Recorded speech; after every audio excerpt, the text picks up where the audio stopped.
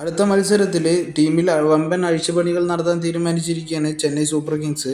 ഈ വരാൻ പോകുന്ന 18-ാം തീയതിയാണ് സൺറൈസേഴ്സുമായിട്ട് അടുത്ത കളി നടക്കാൻ പോകുന്നത്. തുടർച്ചയായി 2 മത്സരങ്ങൾ ജയിച്ചതോടുകൂടിയിട്ട് പോയിന്റ് നിലയിൽ ഇപ്പം ചെന്നൈയുടെ സ്ഥാനം 8-ാം സ്ഥാനത്താണ് കേട്ടോ.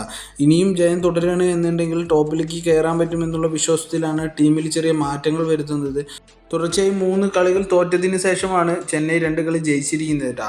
അതുമാത്രമല്ല, ഇന്ത്യയുടെ T20 വേൾഡ് കപ്പ് പോലെ തന്നെ അവസാന 3 മത്സരങ്ങളും ജയിക്കാൻ കാരണമായത് സഞ്ജു സാംസൺ ആയിരുന്നു. അതേപോലെ തന്നെയാണ് ഇപ്പോൾ ചെന്നൈയുടെയും അവസ്ഥ കേട്ടോ. അവസാനത്തെ 2 മത്സരങ്ങൾ ജയിച്ചെങ്കിലും ആ 2 കളികളിലും ജയിക്കാൻ കാരണം സഞ്ജു സാംസൺ എന്ന് പറഞ്ഞ ഒരു വ്യക്തി മാത്രമാണ്. അദ്ദേഹത്തിൻ്റെ ബാറ്റിംഗ് മികവ് കൊണ്ട് മാത്രമാണ് ഇപ്പോൾ ചെന്നൈ 2 കളി ജയിച്ചിരിക്കുന്നത് കേട്ടോ. അങ്ങനെ ഒരുപാട് മുൻ താരങ്ങൾ വരെ അത് വിലയിരുത്തുക കൂടി ഉണ്ടായിരുന്നു. സഞ്ജു മാത്രം കളിച്ചതുകൊണ്ട് കാര്യമില്ല, ഇങ്ങനെയാണ് എന്നുണ്ടെങ്കിൽ ചെന്നൈ എവിടെയും എത്തില്ല എന്നുള്ള ചർച്ചകളൊക്കെ ഇവിടെ നിന്നും വന്നിട്ടുണ്ടായിരുന്നു. അതുകൊണ്ട് തന്നെ ബാറ്റിംഗ് ഓർഡറിലും ടീമിൻ്റെ ലൈനപ്പിലൊക്കെ ചെറിയ മാറ്റങ്ങൾ വരുത്തുന്നതുണ്ടാ. ആദ്യം തന്നെ പറയുകയാണെങ്കിൽ ഓപ്പണിംഗ് സ്ഥാനത്ത് ചെറിയ മാറ്റങ്ങൾ വരുത്തുന്നുണ്ട് എന്നാണ് അറിയാൻ പറ്റിയിരിക്കുന്നത്. അവിടെ നോക്കുകയാണെന്നുണ്ടെങ്കിൽ സഞ്ജു സാംസന്റെ കൂടെ ഓപ്പൺ ചെയ്യുന്നത് നിലവിൽ രുതുരാജ് ഗൈക്വാദാണ്.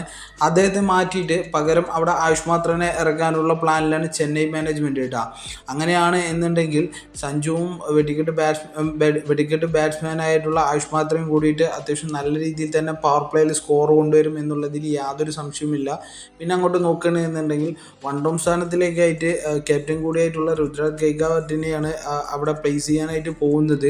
എന്നിരുന്നാൽ തന്നെ അദ്ദേഹത്തിൻ്റെ ഫോമില്ലായ്മ ഇപ്പോൾ ടീമിനെ നല്ല രീതിയിൽ തന്നെ ബാധിച്ചിട്ടുണ്ട്. അദ്ദേഹത്തിന് തുടർന്നുള്ള കളികളിൽ കളിപ്പിക്കുമോ എന്നുള്ള കാര്യത്തിലും ഡൗട്ടുണ്ട്.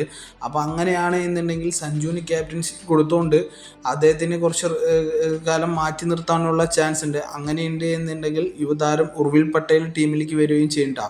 അതുമാത്രമല്ല, തുടർന്ന് അങ്ങോട്ടുള്ള ടീമിൻ്റെ സെക്ഷൻ നോക്കുകയാണെന്നുണ്ടെങ്കിൽ ബ്രെവിസ് 4-ാം സ്ഥാനത്തും 5ഉം 6ഉം സ്ഥാനത്തിലേക്കായിട്ട് ശിവൻ ദുബെയും സർഫറാസ് ഖാനും അവിടെ എത്തുകയും ചെയ്യും.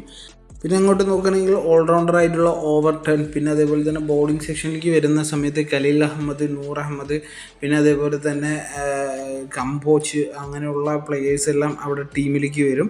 അപ്പോൾ അത്യാവശ്യം നല്ല രീതിയിൽ തന്നെ ഒരു നല്ല ലൈനപ്പ് കിട്ടാനുള്ള ചാൻസ് ഉണ്ട്. അപ്പോൾ എന്തായാലും ഗൈസ്, അടുത്ത കളിയിലും ചെന്നൈ പഴയ പോലെ തന്നെ ഫോം വീണ്ടെടുത്ത് ടീം ജയപാതയിൽ എത്തുമെന്ന് പ്രതീക്ഷിക്കാം കേട്ടോ.